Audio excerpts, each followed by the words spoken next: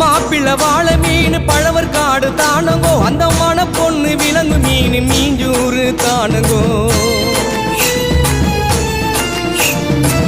மாப்பிள்ள வாழை மீன் பழவர் காடு தானங்கோ அந்த மன பொண்ணு விலங்கு மீன் மீஞ்சூறு தானங்கோ